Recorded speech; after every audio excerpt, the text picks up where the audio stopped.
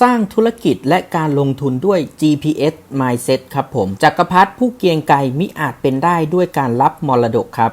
เช่นเดียวกับการเป็นนักชกผู้ยิ่งใหญ่ซึ่งหาใช่สิ่งใดหากแต่เป็นจำนวนยกที่ยืนอยู่ได้บนสังเวียนความยิ่งใหญ่ของนักประพันธ์คือความคมคายของถ้อยคำและความคิดสอดแทรกอย่างงดงามระหว่างบรรทัดมหากาพย์คือปัญญาที่ถูกร้อยลัดและไม่อาจหยั่งวัดด้วยความรู้เข้าใจพื้นฐานผู้ยิ่งใหญ่ทุกท่านล้วนมีตำนานเป็นอันรากฐานของการสร้างวีรบุรุษฉันใดนักขายที่ดีย่อมไม่ตัดราคาฉันนั้นเพราะราคาที่ถูกตัดคือการตัดคุณค่าของตนเองนิสัยความเป็นคนจริงคือราคาที่แท้จริงของตัวเราครับในการสร้างธุรกิจที่เจริญงอกงามนั้นเราต้องมีความเข้าใจพื้นฐานเรื่องการเกื้อกูลช่วยเหลือเพื่อนธุรกิจสร้างความมั่นคงดำรงความเป็นมืออาชีพที่เป็นกฎเป็นหลักธรรมชาติครับคือการไม่ขึ้นอยู่กับเวลาประจักษ์ตนครับมีความทั่วล่าหากคุณทำผิดกฎธรรมชาติตัวคุณจะรู้ทันทีโดยไม่ต้องให้ใครมาบอกกล่าวใดๆครับทุกธุรกิจคือการค้าขายทั้งสิ้นดังนั้นการขายสินค้าตัดราคาเป็นเรื่องขัดกับธรรมชาติและความจริงของธรรมชาติก็จะจัดการกับสิ่งเหล่านั้นเองโดยที่คุณไม่ต้องหวั่นไหวแต่อย่างใดปล่อยให้เขาวิ่งไปตามทางที่ไม่มีวันจบสิ้นคุณจงเลือกทำในวิถีที่พร้อมจะพอเมื่อถูกปฏิเสธการขายคุณเพียงแค่ต้องทำเพิ่มทำให้มากขึ้นทำต่อไปให้ดีขึ้นเพราะความขยันนั้นชนะความขี้เกียจเสมอครับจงตระหนักไว้ว่าคนที่เลือกทิศทางการตัดราคานั้นคือคนที่ไม่มีประสิทธิภาพมากพอที่จะทำให้ถึงเป้าหมายได้นั่นหมายถึงเป็นคนขี้เกียจหากคุณทำเยอะเป็นคนขยันคุณย่อมมีคุณค่าเหนือกว่าราคาใดๆนี่คือกฎธรรมชาติง่ายๆของโลกทุกอย่างอยู่ที่ตัวคุณจะเลือกปฏิบัติอย่างไรการเลือกบทและข้ามควรต่อสิ่งต่างๆก็ไม่สามารถจะแก้ไขสิ่งใดได้จงเลือกสิ่งที่คุณควบคุมได้ในการที่จะแก้ปัญหานั่นคือตัวคุณเลิกบ่นครับลุกขึ้นไปทำหน้าที่ของคุณอาจจะยังไม่ได้ผลลัพธ์ในทันทีทันใดก็ซึ่งเป็นเรื่องปกติเพราะทุกสิ่งทุกอย่างต้องอาศัยระยะเวลาด้วยกันทั้งสิ้นแต่สิ่งหนึ่งที่คุณได้ทันทีคือการได้เป็นคนใหม่ได้นิสัยใหม่ที่ให้คุณและได้ประโยชน์ในระยะยาวซึ่งคือทรัพย์สินที่แท้จริงที่จะอยู่กับคุณตลอดไปครับโดยไม่ต้องให้ใครมามอบเกียรติรางวัลใดๆให้กับคุณจะมีประโยชน์อะไรหากคุณขายได้ครั้งเดียวครับสำเร็จเพียงเดือนเดียวหากต้องแลกไปกับความสดใสของจิตวิญญาณในตัวคุณจงทำงานหนักจนคุณสามารถชื่นชมตัวเองได้ครับแล้วคุณจะไม่ต้องสู้กับโลกใดมันจะกลายเป็นกลไกโดยธรรมชาติในตัวคุณเพราะคุณชนะสิ่งที่ยากที่สุดไปแล้วนั่นคือชนะกิเลสตัวร้ายของคุณนะครับและนี่คือจุดเริ่มต้นของการสร้างความแตกต่างระหว่างคุณกับผู้อื่นมันเป็นเครื่องกรองระหว่างความฉาบฉวยของกิเลสกับความลุ่มลึกทรงคุณค่าระหว่างความเร่งรีบกับความเข้าใจระหว่างปัญญากับอวิชชาฉะนั้นจากนี้ไปไม่ว่าจะเป็นธุรกิจไหนหรือการลงทุนใดจะต้องเริ่มใหม่สักกี่ครั้งคุณก็จะทำมันได้ดีด้วยความรู้สึกที่มั่นคงทางจิตใจทุกครั้งครับ Mindset คืออะไร Mindset ที่ดีคือ Mindset ที่เข้าใจธรรมชาติและยอมรับธรรมชาติของสิ่งนั้นครับ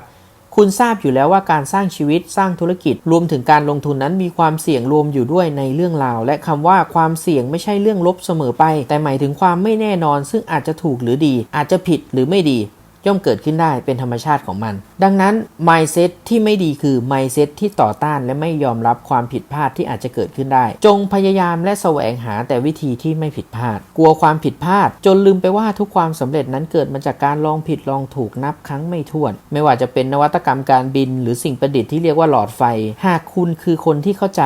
ยอมรับความเสี่ยงคุณจะใช้วิชาภายในการรองรับความผิดพลาดที่อย่างไรก็ต้องเกิดขึ้นระหว่างทางแน่นอนการมีชุดข้อมูลความรู้จากภายนอกให้มากที่สุดอาจไม่ได้ช่วยสร้าง mindset ที่ถูกต้องฉะนั้นการออกแบบวิธีคิดและความเข้าใจธรรมชาติจนเกิด mindset ที่ดีได้นั้นคือการเรียนรู้และสร้างเสริมวิชาภายในตัวคุณนะครับเปิดกว้างทางความเชื่อครับคุณต้องมีความเชื่อมีความเปิดกว้างนะครับหมายถึงพร้อมนะครับที่จะปรับมุมมองให้กับความคิดเห็นใหม่ๆหากเหตุผลของมันจะหักล้างความเชื่อเดิมของคุณได้นั่นหมายถึงว่าคุณสามารถฟังจนเกิดความเข้าใจได้อย่างถ่องแท้แล้วนำไปทดลองปฏิบัติกับตัวเองจนเกิดผลเช่นนั้นแล้วความเชื่อก็เปลี่ยนไปโดยอัตโนมัติเหตุผลที่ต้องมี mindset ที่เปิดกว้างพร้อมจะเติบโตหรือ growth mindset นะครับเพราะธรรมชาติของคนเรานั้นเกิดมาจากการไม่มีความรู้และไม่ว่าคุณจะอายุเท่าไหร่มันก็ยิ่งมีเรื่องใหม่ให้คุณไม่รู้อีกคุณออกไปแสวงหาความรู้อยู่เสมอแต่หากคุณมัวแต่เอาสิ่งที่คุณรู้อยู่แล้วมาเป็นตัวตั้งต้นคุณจะกลาย ลายเป็นคนที่ตีกรอบการพัฒนาของตัวเองทันทีครับหรือที่เรียกกันว่า Fix Mindset นั่นเองเนาะจากง่ายไปยากครับจงเริ่มทุกอย่างจากเรื่องง่ายแล้วค่อยไปทำเรื่องที่ยากขึ้นไปตามลำดับครับอย่างที่ผมเกริ่นไปข้างต้นแล้วว่าคนเรานั้นเริ่มจากการไม่รู้ครับหรือต่อให้รู้จากการหาข้อมูลมาแล้วระดับหนึ่งนะครับคุณอาจจะยังไม่เข้าใจอยู่ดีหรืออาจจะเริ่มเข้าใจในระดับหนึ่งแต่คุณก็ยังไม่เชื่ออยู่ดีใช่ไหมครับเมื่อยังไม่เชื่อจนหมดหัวใจคุณก็ไม่สามารถทำสิ่งนั้นได้อย่างต่อเนื่องและธรรมชาติของมนุษย์ที่จะตามมาอีกอย่างหนึ่งก็คือคุณก็อาจจะล้มเลิกมันกลางคันครับเช่นเดียวกับธรรมชาติของการสร้างธุรกิจหรือการลงทุนครับหรือแม้แต่การดำเนินชีวิตก็จะเป็นไปในทิศทางเดียวกันผลลัพธ์ระยะสั้นไม่ได้บอกว่าในปัจจุบันคุณถูกหรือว่าคุณผิดเกมชีวิตเกมการลงทุนนั้นต้องดูกันที่ระยะยาวครับฉะนั้นแล้วการเริ่มจากเรื่องที่ง่ายและไม่เกินความสามารถในการเข้าใจอย่างถ่องแท้นั้นเป็นรากฐานนะครับการสะสมความมั่นใจความเข้าใจต่างๆเพื่อให้คุณได้รับมือกับสิ่งที่ยากขึ้นทั้งกระบวนการลงมือทำและความเข้าใจต่อไปได้ในอนาคตโดยที่คุณไม่ถอดใจไปเสียก่อนกับระยะทางที่ยาวไกลความสำคัญของระยะยาวครับขอให้คุณให้ความสำคัญกับระยะยาวมากกว่าระยะสั้นครับเนื่องจากวิธีการนี้เป็นวิธีการที่สั้นที่สุดแหละครับในการเดินไปสู่เป้าหมายเพราะมันจะทำให้คุณปลอดภัยจากการหลงทางจาก2 สิ่งที่สำคัญอย่างแรกคือการไม่รู้ภาพระยะยาวจะส่งผลต่อเส้นทางระยะสั้นที่อาจทำให้คุณเดินไปผิดทางอยู่ก็เป็นได้ครับพอรู้ตัวอีกทีก็ย้อนกลับไปเริ่มที่จุดสตาร์ทใหม่สิ่งที่คุณจะต้องเจออย่างที่2นะครับการรู้ภาพระยะยาวแต่ดันติดกับดักของภาพระยะสั้นทำให้เผลอออกนอกเส้นทางอยู่เรื่อยๆสุดท้ายก็ต้องใช้ระยะเวลาในการเดินไปสู่เป้าหมายนานขึ้นอยู่ดีครับอยู่ให้เป็นเย็นให้พอรอให้ได้ครับให้ความสำคัญกับการอยู่รอดก่อนทำกำไรครับหรืออาจจะพูดได้ว่าคุณต้องให้ความสำคัญกับกระบวนการก่อนผลลัพธ์ครับให้ความสำคัญกับการอยู่รอดในธุรกิจให้ได้ระหว่างเส้นทางสู่ความสำเร็จครับคุณต้องคุยกับตัวเองให้ดีให้มีกำลังใจครับก่อนที่จะไปคุยกับคนอื่นสร้างความเชื่อให้กับตัวเองให้มีความหนักแน่นนะครับหาวิธีไม่แพ้ลองรับไว้ให้ได้ครับแล้วค่อยหาวิธีชนะครับคุณต้องออกแบบความคาดหวังให้ดีครับวิธีหนึ่งคือคุณต้องศึกษาความล้มเหลวให้เข้าใจว่าในจุดที่แย่ที่สุดของสถานการณ์ต่อไปนี้จะเป็นอย่างไรและคุ้มค่าหรือไม่ก่อนจะไปดิ้นรนศึกษาวิธีการสำเร็จครับอีกหนึ่งวิธีคือคุณต้องจัดลำดับความสำคัญของเรื่องต่างๆในชีวิตให้ชัดเจนก่อนคุณต้องมองให้ขาดว่าสิ่งใดเป็นสิ่งที่ต้องทำก่อนให้ทำก่อนครับสิ่งใดควรทำที่หลังสิ่งใดที่ชอบนี่คือทำหลังเลยนะครับหรืออดใจยังไม่ทำตอนนี้ก็ไม่เสียหายอะไรครับเหล่านี้จะทำให้คุณอดทนอยู่เป็นได้ฝึกใจครับและอยู่รอดในธุรกิจได้และอีกหนึ่งวิธีหนึ่งคือคุณต้องนึกไว้เสมอว่าหากเรื่องที่แย่ที่สุดเกิดขึ้นคุณจะตัดสินใจอย่างไรและรับมืออย่างไรและหากคุณล้มวิธีไหนจะทำให้คุณลุกขึ้นได้เร็วที่สุดครับอยู่ให้เป็นเย็นให้พอรอให้ได้นั้นมีเรื่องของจิตใจเป็นสำคัญครับอย่างที่ผมย้ำเสมอครับว่าความเข้มแข็งภายในต้องควบคู่ไปกับการแสวงหาวิธีการและข้อมูลภายนอกครับกำลังใจของทุกคนมีให้คุณได้ครับแต่ความเข้มแข็งของจิตใจของคุณนะคุณต้องสร้างเองครับสุดท้ายจะเย็นให้พอจะรอให้ได้คือการไม่มุ่งแต่จะแสวงหาความสุขผลกำไรหรือความสำเร็จครับหากแต่คือการที่คุณต้องแสวงหาวิธีไม่ทุกข์วิธีการจัดการกับความคาดหวังวิธีอยู่รอดในสถานการณ์ที่ยากลำบากเอาไว้ด้วยแบบนี้จะเยี่ยมกว่าเพราะหากทำได้ดังนี้นะครับคุณก็จะมีความสุขอยู่เป็นเย็นได้รอได้อัตโนมัติครับ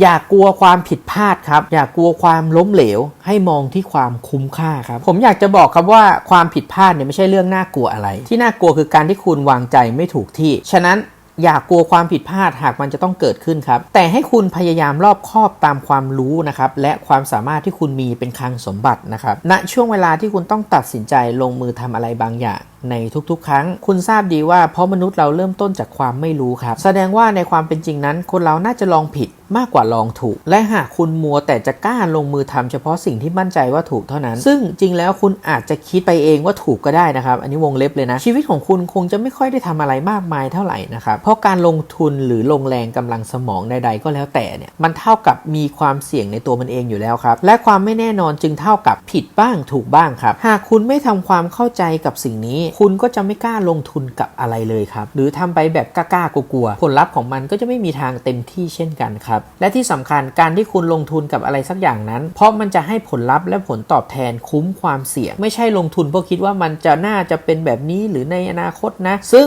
มันอาจจะไม่คุ้มความเสี่ยงก็ได้จึงขอให้คุณทบทวน mindset นี้ให้ขึ้นใจครับเมื่อเวลาที่สับสนหรือก่อนทำการลงทุนลงแรงกับสิ่งใดครับมันจะทำให้คุณไม่ต้องกลัวความผิดพลาดหรือไม่กล้าจนตัดสินใจที่จะไม่ทำอะไร เลยไม่มีความเสี่ยงเลยเพราะการกลัวความผิดพลาดหรือกลัวแพ้แล้วไม่ลงมือทำนั้นหมายถึงว่าคุณมีโอกาสแพ้แน่นอนไปแล้วครับฉะนั้นเข็มทิศหรือ GPS mindset ครับที่ผมบอกในชุดนี้ก็คือการให้คุณเข้าใจและยอมรับธรรมชาติของสิ่งต่างๆที่จะเกิดขึ้นครับดำเนินไปจนถึงจุดสิ้นสุดนะครับและมีเรื่องใหม่เกิดขึ้นอีกครั้งวนเวียนอยู่อย่างนี้ไปเรื่อยดังนั้นปัญญาจะเกิดขึ้นเมื่อคุณเข้าใจและยอมรับธรรมชาติเหล่านี้ครับซึ่งแน่นอนว่าไม่เกี่ยวกับความฉลาดหรือความไม่ฉลาดเลยครับเพราะเมื่อคุณเข้าใจกติกาของธรรมชาติปัญญาที่เกิดขึ้นในตัวคุณจะทำให้คุณตระหนักรู้ตัวว่าไม่มีอะไรที่คุณจะต้องยึดถือยึดมั่นครับทุกสิ่งดำเนินไปตามกระบวนการที่คุณวางไว้ซึ่งอาจจะเกิดความผิดพลาดระหว่างทางได้เป็นเรื่องปกติครับวิชาภายในที่คุณฝึกสะสมไว้จนสามารถนำออกมาใช้งานได้ทันทีคุณจะไม่มีความกลัวครับและคุณจะพร้อมรับกับสิ่งที่